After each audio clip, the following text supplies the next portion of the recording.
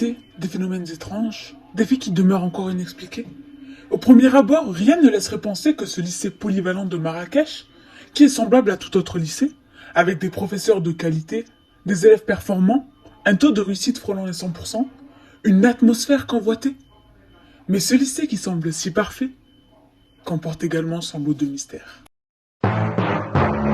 Malédiction, fantôme, bruit suspect, résume l'atmosphère de cet établissement édifié sur un camp militaire où de nombreux soldats sont morts. Le témoignage qui suit de Paul nous le confirme, jeune homme y étant scolarisé depuis 2010. Alors, durant mes 11 années de carrière dans cet établissement, il m'en est arrivé de voir des choses assez malsaines, croyez-moi.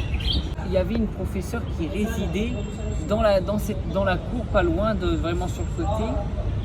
Vraiment, comme c'était sombre cet endroit. On sait également, avec des preuves historiques, qu'il y a eu des soldats enterrés dans cet établissement. Bien sûr, ils ne l'ont jamais dit où, mais on sait qu'ils sont là quelque part. On sentait des présences, des bruits. Et en plus, vous voyez, il y avait des espèces de difformités dans le sol, tout ça, comme si on les avait enterrés à la va-vite et tout. Mais aussi le témoignage d'une ancienne élève y étant scolarisée dans les années 1980. Déjà à mon époque, il se passait des choses étranges. Il y avait des bruits de pas dans un couloir vide, des portes qui claquaient, des cris. On sentait la présence d'esprits malveillants autour de nous. Mais pas seulement.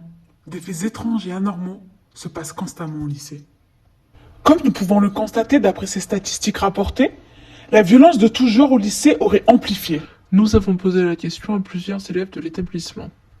En addition à cela, une collection taxidermique composée exclusivement d'animaux locaux.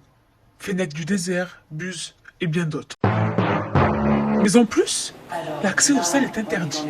Et cela depuis bien longtemps. Pour accéder à la salle de taxidermie, on voit que c'est totalement inaccessible. Les poignées ont été enlevées ici. Et d'ailleurs, regardez, on voit que cette porte, elle a été réinstallée plusieurs fois. Vous voyez, il y a un vrai vide là. Ça a été fait vraiment à la va-vite. Ils ont voulu tout fournir. Parce que par exemple, là, on voit qu'il y a quelque chose de ce qui reste des poignées extrêmement anciennes. Mais d'où viennent toutes ces malédictions? Eh bien, tout remonte.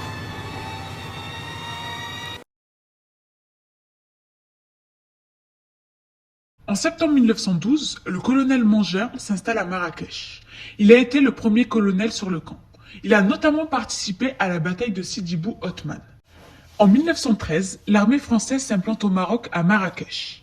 Cette base militaire appelée Camp Mangin se situe sur les pentes sud de la colline de Guélis. Après sa construction, l'armée française va installer sur la colline des tours d'observation. Le lycée, tel que nous le connaissons actuellement, a été construit en 1962. Ne vous inquiétez pas que si vous aimez les événements paranormaux, c'est pas ce qui doit manquer ici.